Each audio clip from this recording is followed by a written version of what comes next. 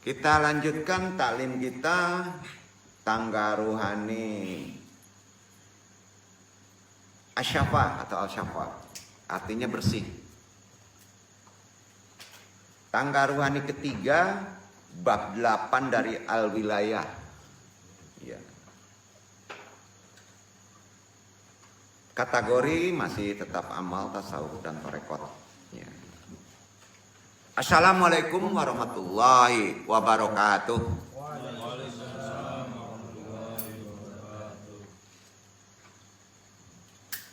A'udzubillahi minasyaitonirrajim. Untuk diri. Bismillahirrahmanirrahim. Alhamdulillahirrahman.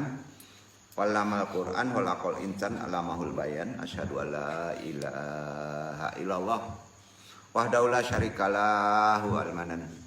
Wa asyhadu anna Muhammadan abduhu wa rasuluhu la nabiyya ba'da. Huwi syubul jatihi wa bayan. Allahumma sholli wa sallim wa barik man huwiya Quran. Sayyidina wa maulana Muhammadin alladzi kana luhu Quran wa ala alihi wa sahbihi alladzi tamassahu Quran. Allahumma innaka afuwun thayyibul afwa wa bu anna manna ya karim amma badu. Ilahi anta maksudi waridlok amatlubi atini mahabbataka wa marifataka. Tentunya niat kita ya ridha Allah. Kita awali taklim kita dengan doa, mudah-mudahan Allah meridhoi. Rabbi sori sodri wa yasiri amri wa hudatan lisani ya qahu qauli ya Allah. Mudah-mudahan petaklim dan yang ditaklimi dilancarkan taklimnya, dimudahkan semua urusannya. Amin amin ya rabbal alamin. Syahadatul qur'an, para alim, wabil khusus, alul zikir yang sudah kita amalkan tadi. Ikhwan jamaah ya jamaah rahimahumullah. Tidak lupa pula kita minta doa kepada guru-guru kita dan kita muliakan nanlah mendahului kita, khususan dilalui al-muharram sahibil wafa Tajul Arifin Aba Anam Seralaya Jawakil Talkinnya. Wabil khusus pula Syekh Burhanuddin Tuan Keulakan. Tidak lupa pula jajaran gurunya Syekh Abdul Rauf Al-Sin Kilinan akan kita bahas talimnya. Al-Fatihah. A'udzubillahi minasyaitonirrajim. Bismillahirrahmanirrahim. Alhamdulillahirabbil alamin. Arrahmanirrahim. Maliki yaumiddin. Iyyaka na'budu wa iyyaka nasta'in. Ihdinas siratal mustaqim siratal ladzina an'amta 'alaihim ghairil maghdubi 'alaihim waladdallin. Wajali wajiro min ali Rabbana taibana wa baina qaulina bihaqi anta khairul fatikin. Syahadatul masyayikh khusus jemaah dan mengikuti secara offline dan yang online juga yang hadir seluruhnya muslimin muslimat rahimakumullah. Amma ba'du. Pembahasan tangga rohani sufi meraih ridha Allah. Kali ini kita memasuki manjilah asyam. Ya. Arti kata asyafa itu artinya bersih. Ya. Nah. Kemarin kita udah bahas yang dua ya, yang tiga. Kita sampaikan kelima ya, insya Allah nggak panjang-panjang, intinya aja. Karena cenderung kepada amalan sih sebetulnya. Jadi zikir tadi lebih cenderung kepada istighfar, bersih-bersih, ya itu yang kita coba. Belum sampai syiri ya, belum sampai syiri. Jadi kita amalkan tadi banyak istighfar, ya. Insya Allah kalau misalnya putaran tangan kita sudah baik, ya kita sudah bisa melalui tangan, tidak melalui materi lagi. Karena surah Rasul yang terbaik itu untuk Nabi adalah tangan kita kan. Ya. Tapi kan jangan dulu ke tangan, kalau tangan kita masih belum tahara, belum syafaat. Zikir begini ini kan mesti bersih. Ya, kalau kita main noel-noel gimana Pak? Ya, itu maksudnya. Karena seluruh amalan itu kan, ini kan atribut sebenarnya dari Allah. Kalau kita memegang yang baik, tangan pun harus baik. Asyifatun, setuju ya? Makanya sahafal Quran, ya. Sahafal Quran, katam pun hafal Quran. Tetap kita buka Quran. Karena mata juga harus dibersihkan. membaca dan melihat. Ya, itu amalan tasawuf. Ya. Buka Quran, baca, ada Qurannya. Berarti mata juga kerja kan, telinga kita mendengar. Ya, kita kemarin mendengar.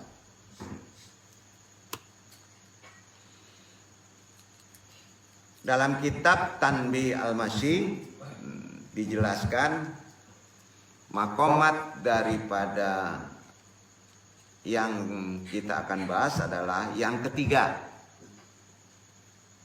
asyafa atau artinya bersih, yaitu terbebasnya hati dari keburukan. Sebenarnya kalau udah duduk di maqamat syafa udah bebas hati kita dari keburukan. Yakin dalam kebenaran, tidak ragu menapaki al-haq.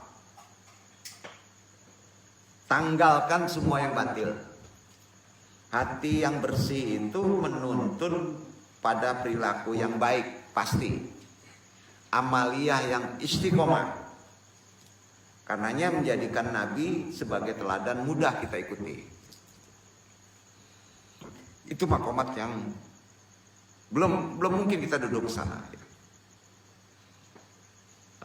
Setiap orang berusaha untuk meraih kebahagiaan abadi kan, dan kehidupan yang memuaskan di hati kita kan.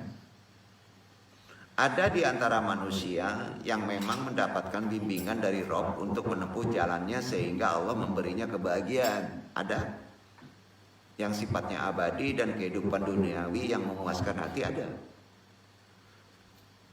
Manusia itu kan cenderung kalau ingin bahagia itu enggak akhirat saja, tapi dunia wal akhirat. Tetapi ada pula orang yang segala perhatiannya hanya tertuju pada dunia saja kan, sampai dia lupa akhirat, sehingga Allah memberinya jatahnya dari dunia yang memang telah Allah tetapkan untuknya. Namun di akhirat tidak mendapatkan bagian apa-apa. Itu yang disebut merugi. Ya. Jadi kuncinya itu di hati sebetulnya. Sedangkan jatah duniawi yang diperolehnya tidak jernih kadang-kala. Pasti ada keruh, kekalutan, gangguan dan keburukan, walaupun dia sepertinya kaya. Semua yang Anda sampaikan ini berdasarkan firman Allah. Kita dasari firman Allah, Quran surat Al-Isra ayat 18. Tolong membaca. Itu dasarnya. Siapa?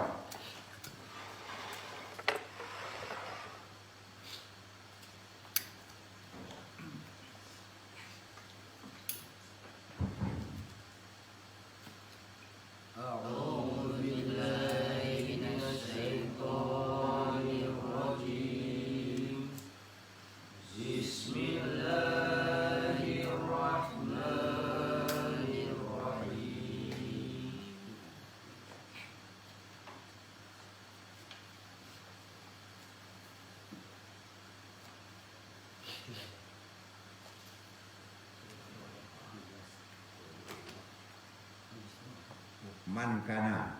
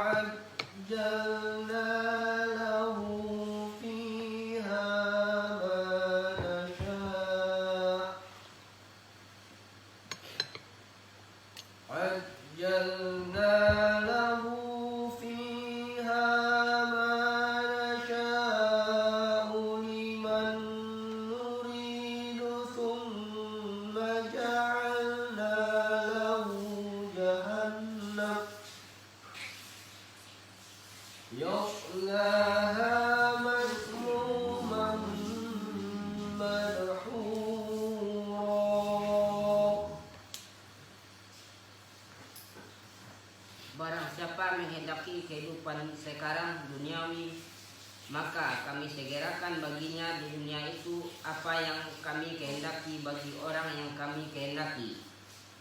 dan kami tentukan baginya neraka jahanam. Ia akan memasukinya dalam keadaan tercela dan terusir. Nah, di sini pengertian sama. Nah, kalau Romi, jadi antum kalau pengen kaya dunia apa?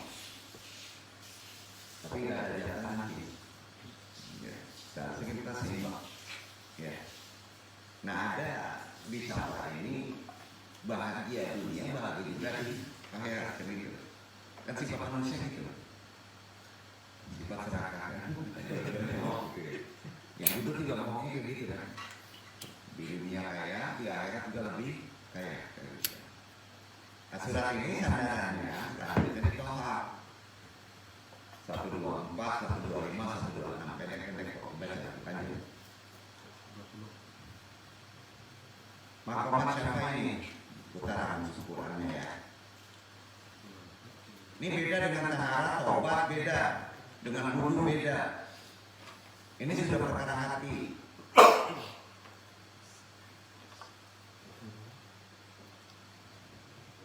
Wa man arada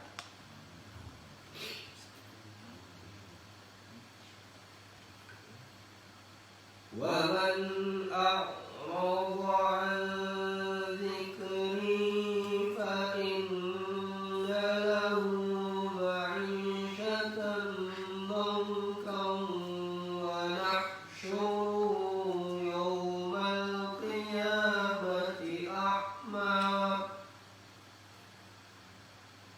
Qala rabbi lima hasyartani a'ma wa qad kuntu basira. Dan barang siapa berpaling dari peringatanku, maka sesungguhnya baginya kehidupan yang sempit, dan kami akan menghimpunnya pada hari kiamat dalam keadaan buta. Berkatalah ia, ya Rabbku, mengapa engkau menghimpunkan aku dalam keadaan buta, padahal aku dahulunya adalah seorang yang melihat.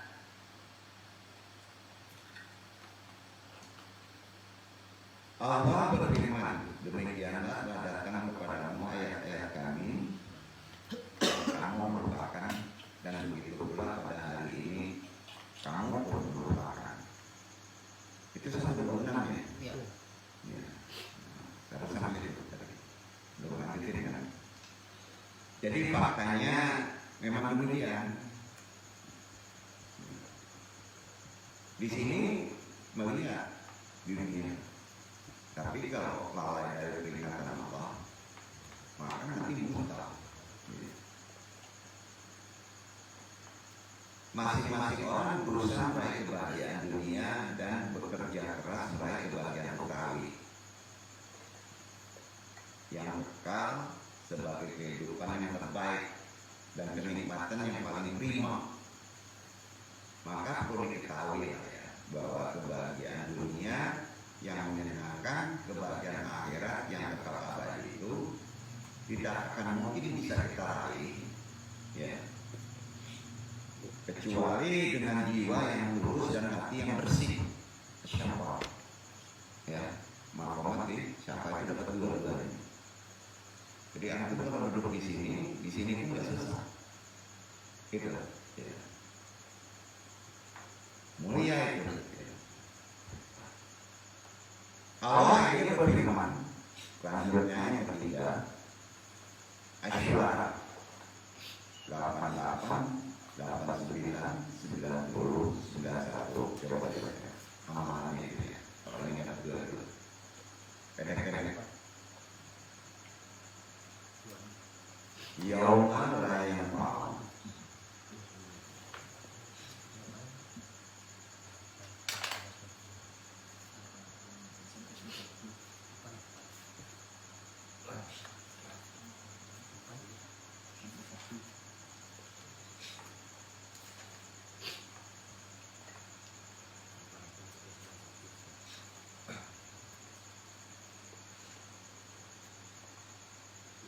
Yauma la yanfa'u malun wala banun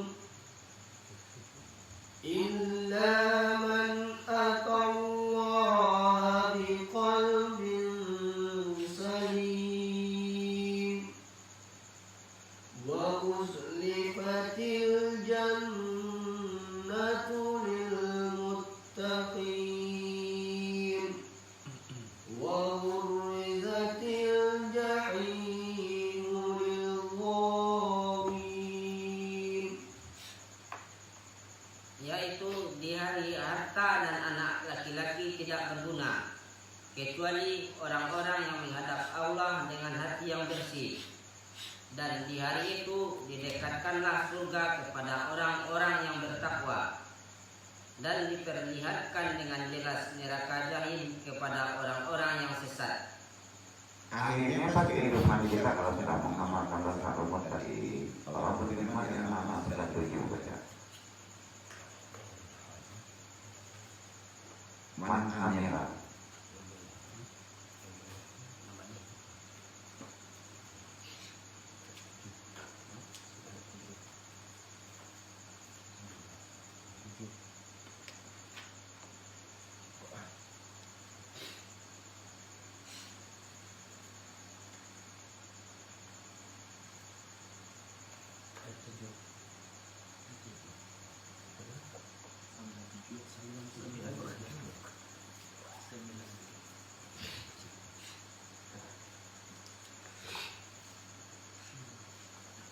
من عمل صالحا من ذكر أو أنثى وهو مؤمن فلنحيينه حياة طيبة ولنجزينهم أجرهم بأحسن ما كانوا يعملون. Barang siapa yang mengerjakan amal soleh, baik laki-laki maupun perempuan, dalam keadaan beriman, maka sesungguhnya akan kami berikan kepadanya kehidupan yang baik, dan sesungguhnya akan kami beri balasan kepada mereka dengan pahala yang lebih baik dari apa yang telah mereka kerjakan. Tapi banyak orang soleh, tapi kalau itu susah ya. Berarti fokusnya nggak ke hati. Karena Allah juga berikan setelah ini amalannya terkait dengan perjalanan makomah kita. Ya, di apa? Dapat nasib. Kalau kita ada amalan, jadi amal soleh itu perlu ilmu. Coba kita baca apa? Ayat 18. Laqad radiyallahu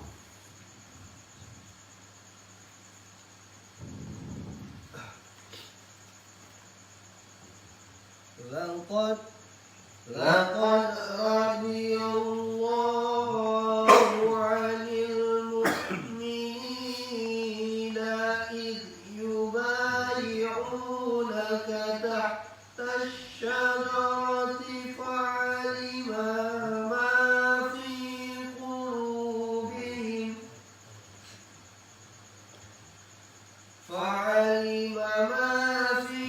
قلوبهم فأنزل السكينة عليهم وأثابهم فتحا قريبا. Sesungguhnya Allah telah ridho terhadap orang-orang mukmin ketika mereka berjanji setia kepadamu di bawah pohon.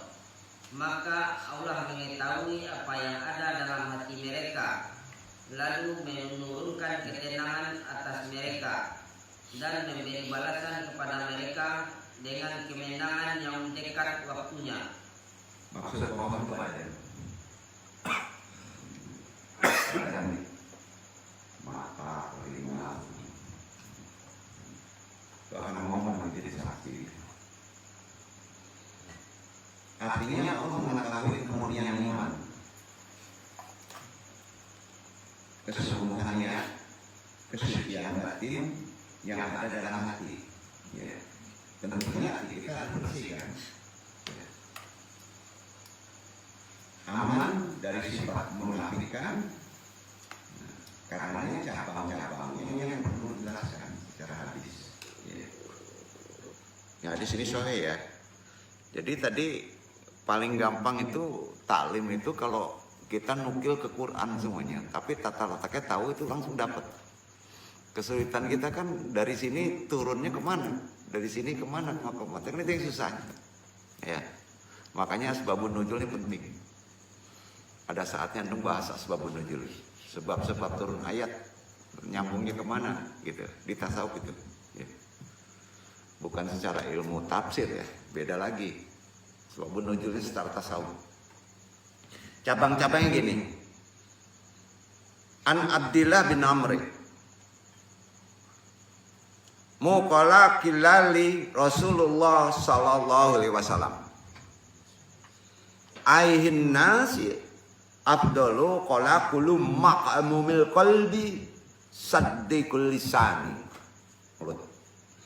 Qalu saddiqul lisani narifuhu fama maqamumul qalbi qala huwa taqin nakiyullahu nafihi wala baqiya wala kila wala hasad.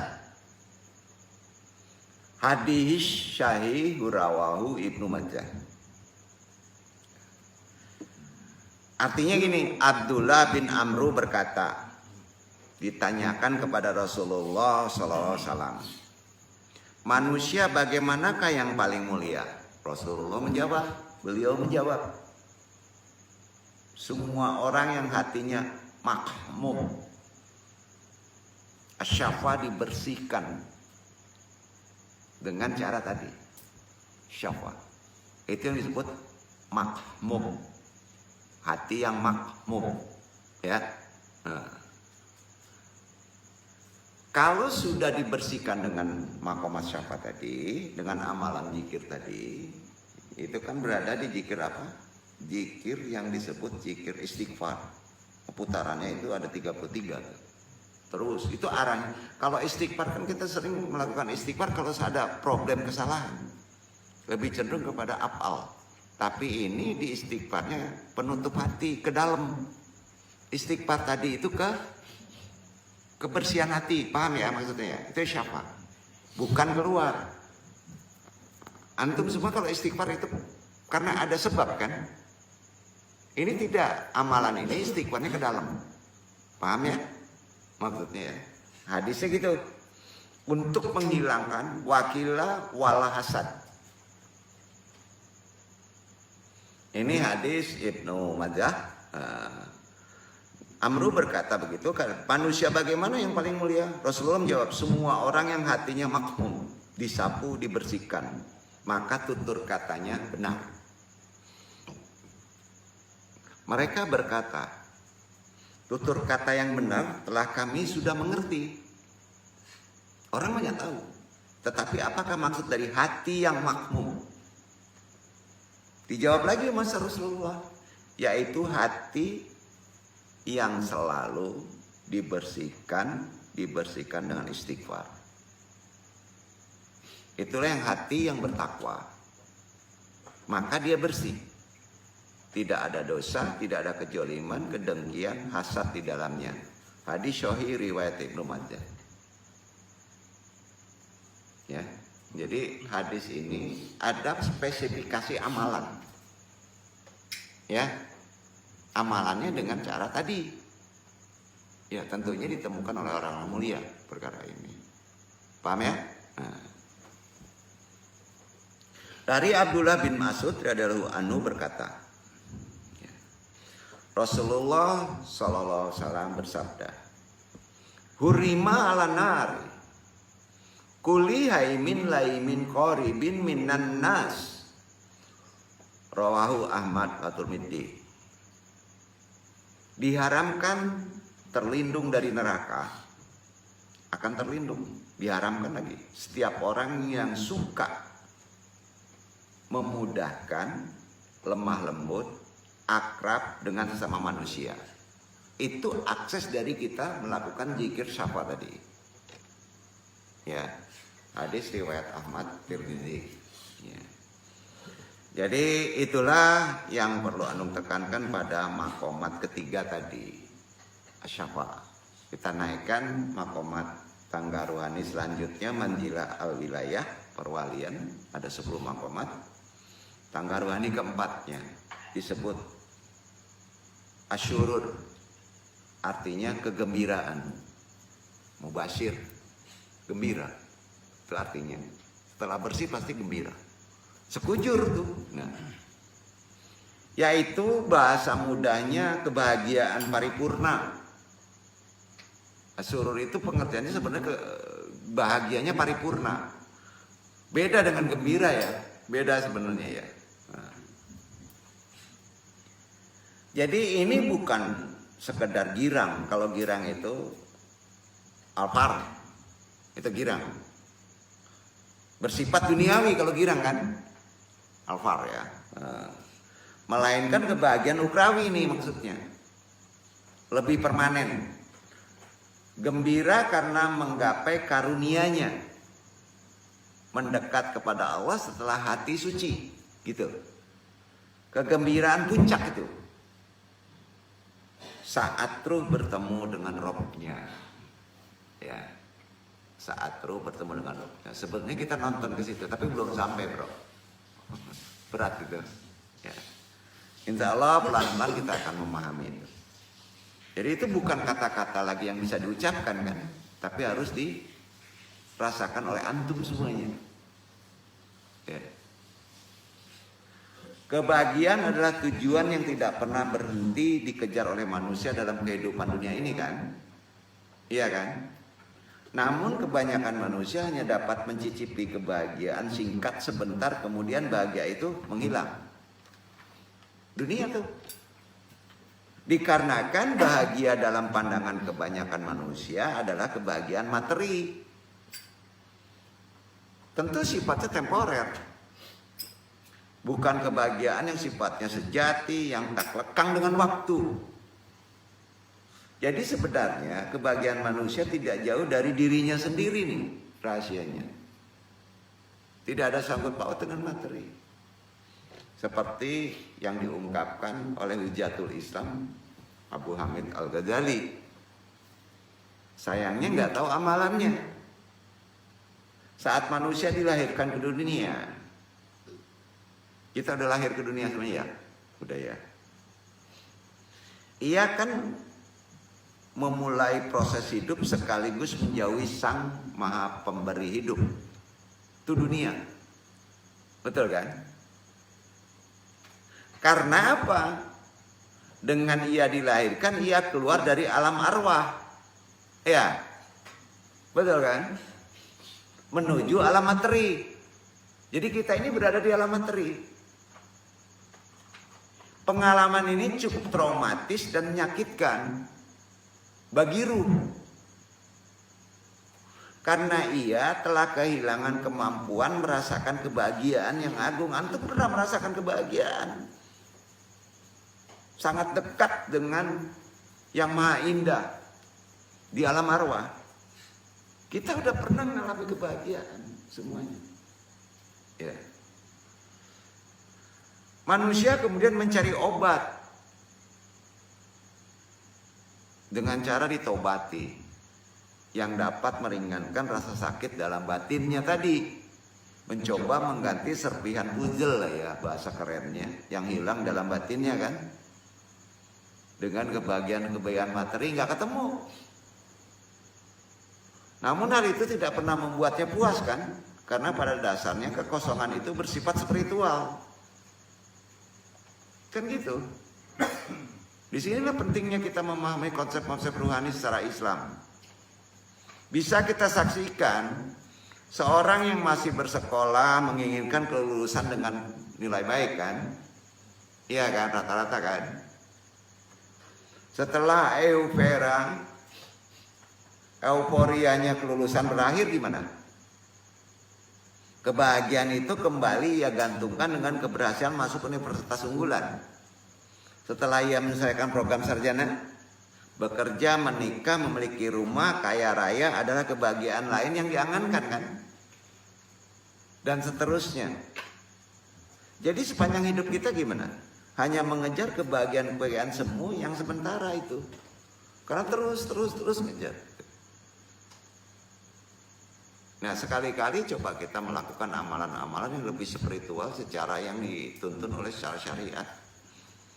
Jadi kebahagiaan yang terasa hanya sekejap setelah hasrat hayawani, nafsu pribadi kita terpenuhi, lalu menghilang, terkadang begitu saja terlupakan, atau yang lebih parah nih, diikuti penderitaan, duka, kepanjangan yang tidak setimpal dengan setitik kebahagiaan yang didapat.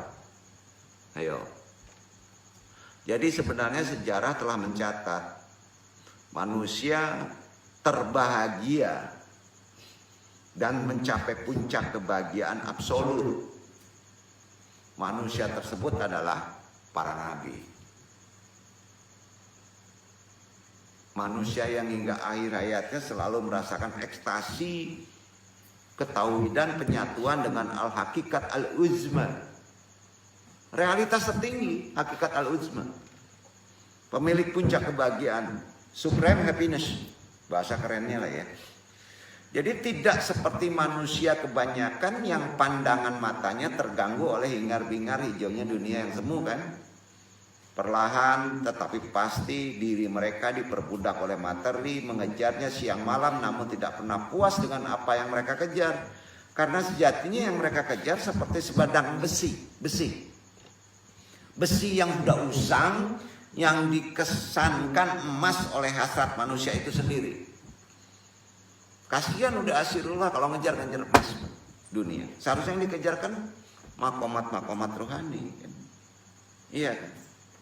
Udah dapat pun 2 kilo nanti tetap juga ada kurang ya. Betul. Gitu. Jadi pandangan para nabi tidak terganggu seperti manusia kebanyakan. Tidak. Batinnya bersih seumpama cermin yang dipoles dan dibersihkan dari debu yang kerak sehingga kejernihan dapat merefleksikan cahaya ilahi. Itu menenteramkan.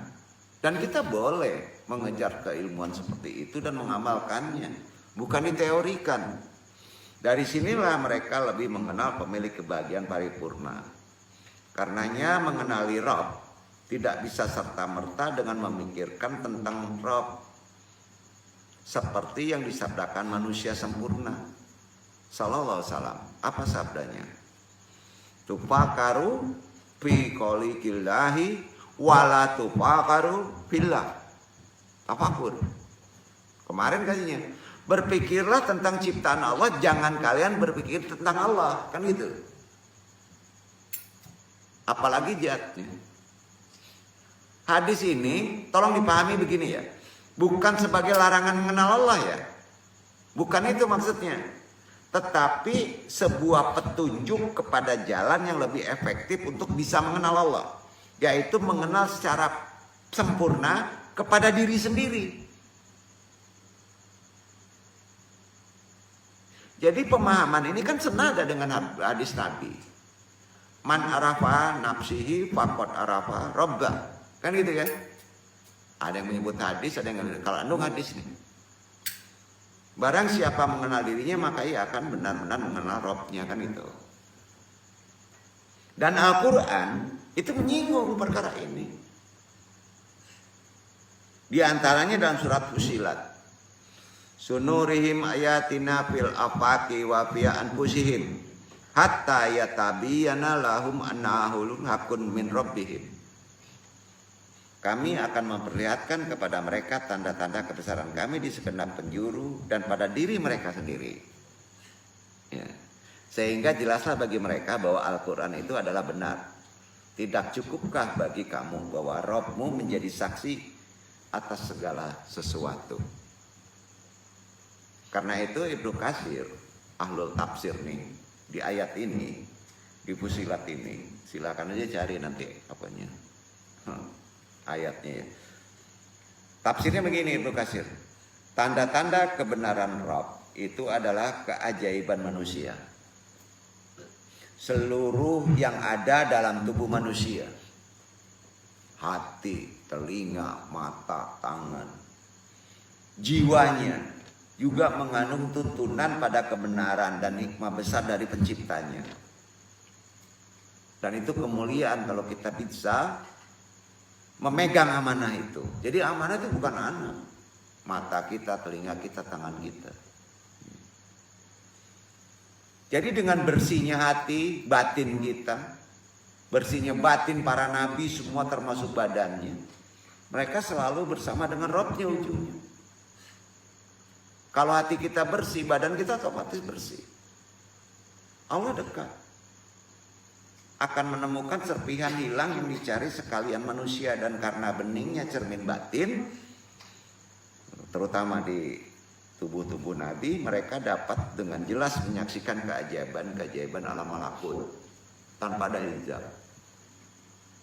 Dalam keadaan terjaga lagi. Yang hanya bisa disaksikan kebanyakan manusia dalam mimpi kan. Iya kan? Mereka dapat mengontrol bukan hanya dirinya sendiri, melainkan bisa mengontrol eksistensi lain dunia ini. Sebagai contoh, bagaimana sebuah benda mati berupa pohon dapat berjalan menuju Nabi Muhammad SAW ketika disuruh. Tongkat Nabi Musa AS yang dapat berubah menjadi ular saat dikehendaki tuannya. Dan keistimewaan mereka yang telah dengan jelas memandang refleksi ilahi. Jadi tidak perlu melelahkan diri mereka dengan belajar demi menerima ilmu pengetahuan. Tidak. Pengetahuan mereka berasal dari Sang Yang mengetahui. Sehingga intuisi mereka cukup. Sebagai ganti dari susah payahnya manusia zaman sekarang mencari pengetahuan kemana-mana. Jadi alangkah mulianya di samping kita mencari pengetahuan secara lahiriah, kita mendalami, membersihkan hati untuk mendapat pengetahuan dari ilahi. Itu maksudnya. Itulah makomat yang Andung sampaikan tadi untuk makomat asyurur, kegembiraan. Sekarang kita memasuki makomat selanjutnya terakhir. Ya. Asyir. Yang kelima asyir. Asyir itu artinya rahasia. Kalau kegembiraan kita, kesenangan kita sudah ada, kenikmatan kita beribadah, kenikmatan zikir kita sudah ada, kita sudah bisa membersihkan hati kita, maka rahasia muncul. Itu derajat makomatnya. Tersingkapnya keindahan, kebesaran Allah hingga mencapai musyahadah, persaksian. Itu yang disebut sir. Disebut musyahadah secara kaji khusus. Ya. Adalah bagian terdalam dari ruh. Di luar ruh itu adalah kolbu, bro. Iya kan? Nah, makanya sir zikirnya. Ini belum kita mencoba tadi mengejar ke sir, agak sulit juga keteter. Ternyata kita memerlukan makomat obat tahara yang sifatnya masih di bawah. Astagfirullahaladzim. Nggak masalah. Yang penting kita sudah memasuki, sudah bagus. Ya. Kita menyebutnya hati. Di luar ruh ada kolbu. Manusia umum menyebutnya hati. Hati yang bersih akan mengetahui rahasianya. Setelah bersih maka akan tembus ke rahasia. Disitulah ruh kita akan bisa kita pahami. Dalam sebuah hadis, Rasulullah SAW pernah menyebutkan dalam sabdanya bahwa sesungguhnya Allah itu maha indah. Jamal ya, dan sangat menyukai keindahan. Hadis ini populer.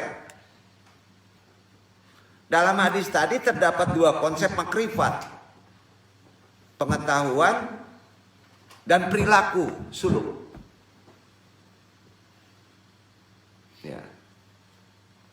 Allah itu maha indah, sangat menyukai keindahan. Itu suluk, sangat menyukai keindahan itu suluk. Maha indah itu pengetahuan. Allah maha indah. Ada dua konsep. Innallaha jamilun yuhibbu jamal. Sesungguhnya Allah itu indah dan menyukai keindahan. Hadis riwayat Muslim. Jadi maksudnya Allah itu maha indah mengandung makna bahwa Allah maha indah dari nama-nama yang indah. Tadi disebut. Tadi kan disebut. Nah, sifat-sifat yang mulia dan sempurna serta zatnya yang begitu agung dan sempurna hingga tidak dapat lagi dijangkau oleh akal manusia. Nggak bisa. Adapun makna mencintai keindahan, Allah sangat mencintai hambanya yang selalu menjaga keindahan dirinya. Ini atribut dibuat indah oleh diri kita. Ada hak saat kita beribadah kepada Allah. Jadi keindahan yang disukai Allah terhadap hambanya itu tidak terkait dengan penampilan saja. Ya. Itu kaji syariat itu. Hijab. Ya. Bukan ke situ. Ini meliputi banyak hal ya. Dari mulai indah dalam akhlaknya, ucapannya, bersih hatinya itu indah yang tertinggi. Siapa tadi? Juga termasuk amal perbuatannya. Indah pengertian begitu. Yang menyukai itu. Jadi bukan indah lebih cenderung ke materi pemahamannya. Jadi ini nggak bisa dipahami dalam konteks-konteks teori. Kita harus memasuki jamal tadi. Ya. Memperindah hati bisa dilakukan dengan keimanan. Itu kata syariat. Segala upaya mendekatkan diri kepada Allah. Hati bisa jadi rusak apabila melakukan perbuatan yang tidak disukai Allah. Itu syariat menyebutnya iri, dengki, sombong, sifat tercela lainnya kan. Maka itu prioritasnya di hati mainannya. Di ada rahasia, ada keindahan. Di syiri itu dekat sekali dengan keindahan. Adapun keindahan ini beda dengan mahabbah loh. Ini beda. Itu makomat jenjangnya. Keindahan lainnya kan dari segi ucapan, selalu menjaga lisan, itu efeknya.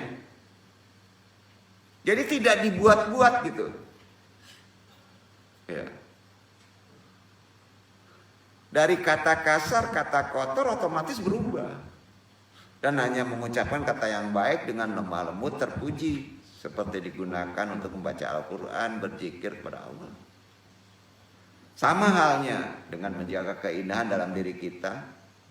Kalau dalam badan, amalan-amalan disukai Allah. Menjaga sholatnya, puasanya, zakatnya, sedekahnya, ibadah lainnya. Sebagai wujud rasa patuh, kecintaan kita terhadap Allah yang maha indah. Jadi dalam syariat Islam pun turunkan dulu. Ini kadang-kala kalau terlalu ruhani, syariatnya sering lupa ya. Dijelaskan anjuran bahwa kita umat Islam sebaiknya selalu menjaga adab serta akhlaknya ya. Udah tahu itu. Termasuk dengan menjauhi perbuatan dosa, maksiat, segala hal yang diharamkan oleh Allah. Karena itu semua dapat mengurangi keindahan dalam diri seorang hamba loh. Akhlak jelek nggak indah antum. Walaupun disetel gimana pun juga. Ya. Karisma katanya. Ya. Jadi Islam menganjurkan kita kan untuk memperindah diri secara lahiriah. Itu syariatnya kan. Tapi sebetulnya hakikatnya bukan ke situ. Orang yang mengikuti ketetapan Allah, mengikhlaskan, mengikuti aturan Allah itu udah sangat indah. Kalau lahiriah kan berhias. Berhias di sini kan maksudnya anjuran untuk menjaga kebersihan. Itu termasuk berhias kan. Antum berhias kotor nggak? Dibersihin dulu kan? Ya. Keindahan dalam diri kita sehingga akan indah dipandang kan. Misalnya seperti mencukur rambut, memotong kuku, memakai pakaian yang baik, pantas itu lahiriah. Karenanya kalau secara lahiriah kita tahu di sini. Tapi makna ini ada tersembunyi loh. Allah berfirman di Araf ayat 26 Al-Araf. Tolong dibaca. Tutup kaji.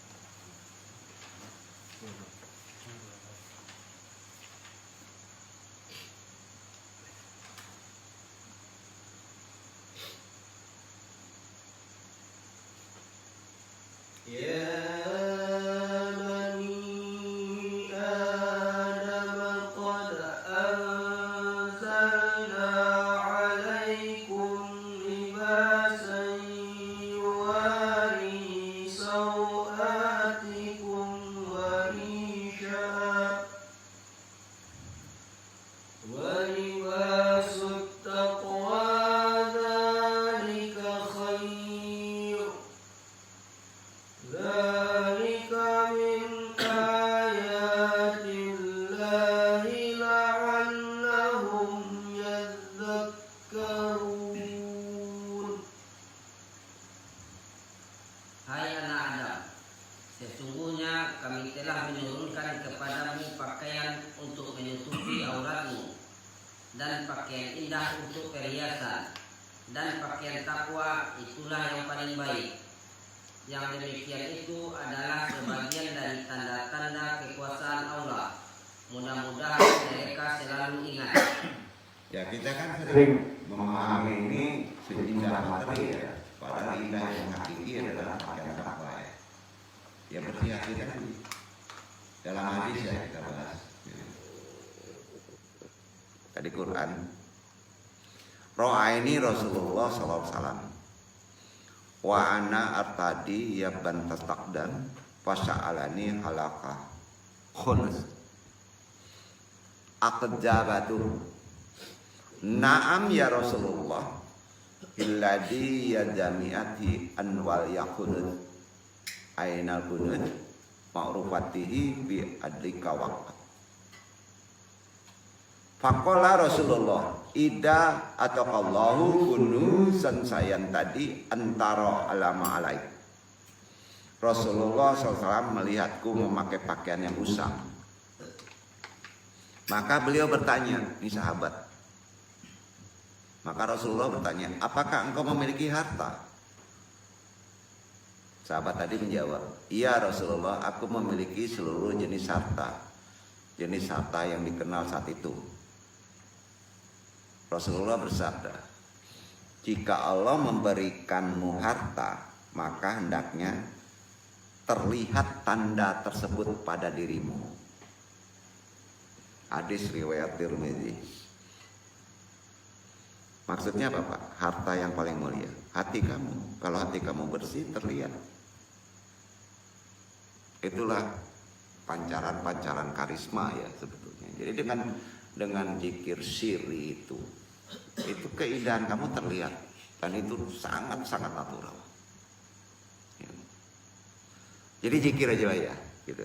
Nah, makomat nanti ke 6 dan sampai ke 80 itu jelas amalannya. Nah, Nung lihat sekarang udah indah-indah nih, walaupun masih ganjal-ganjal gitu. Masya Allah. Allah Subhanahu Wa Taala begitu sangat mencintai keindahan, bahkan hambanya kita dianjurkan untuk memperindah dirinya, baik secara lahir maupun batin lah. Selama itu tidak menyalahi batas-batas aturan, kalau secara materinya ya batin lahirianya. Kan ditentukan syariat.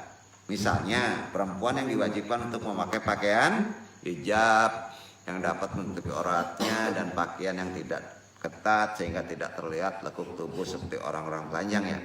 Hati-hati, sebenarnya yang perlu berhijab paling keras adalah pihak laki-laki loh. Nah kalau Anung gempur dengan syariat ini bisa sampai pagi nih. Banyak sekali orang sekarang ini menyalahi aturan. Ya. Nah, makanya jalan cepatnya udahlah. Kita langsung amalkan aja ya. Karena wilayah syariat udah banyak perdebatan sekarang ya. Jadi kalau kita sudah memahami konsep-konsep rohani, Jamal itu sudah ada, kebersihan karisma kita ada keluar dengan lagu lampa, keindahan, memahami konsep roh, otomatis kita mulia tubuh kita dan indah. Jadi penjelasan tadi disimpulkan bahwa Allah Subhanahu Wa Taala Maha Indah dan juga sangat menyukai keindahan. Keindahan yang dimaksud tidak jelas, indahnya sifat-sifat Allah, zatnya yang mulia dan keagungan nama-namanya, sifat-sifat yang disebutkan tadi. Sedangkan Allah menyukai keindahan mencakup banyak hal. Jadi bukan materi aja. Salah satu yang terpenting dalam ajaran tasawuf dan tarekat adalah keindahan hati dulu. Maka antum akan melihat sir, rahasia dan ruh. Ya. Itulah akhlak. Akhlak sampai sana. Itulah keindahan diri kita. Karena menjaga keindahan dalam diri kita itu tidak semudah apa yang dibayangkan. Konsepnya kepada tubuh hakiki. Jadi kalau tadi menjaga kebersihan diri itu jangan pendek. Bukan mandi, bukan wudu aja. Makanya kita tahara itu konsepnya lebih besar. Jadi tidak sama dengan tahara. Tahara bahasa bisa disebut bisa istighfar, bisa disebut tahara. Wudu banyak lebih ke materi kan. Tapi kalau sudah kita memahami konsep yang lebih dalam, Ya, mereka sudah punya tugas masing-masing. Air membersihkan, niatnya tidak ada lagi. Niat kita kepada hati, pada qalbu. Jadi berhias dengan pakaian atau perhiasan yang berlebihan sesuai dengan syariat Islam ini dilarangnya kan. Itulah yang perlu disampaikan. Insya Allah besok kita bahas lebih dalam ke makomat yang ke-6. Ya, kita tuntaskan. Jadi beberapa minggu ini kita tuntas, mudah-mudahan sampai ke makomat 100. Wabillahi taufiq wal hidayah. Banyak maaf. Wassalamualaikum warahmatullahi wabarakatuh.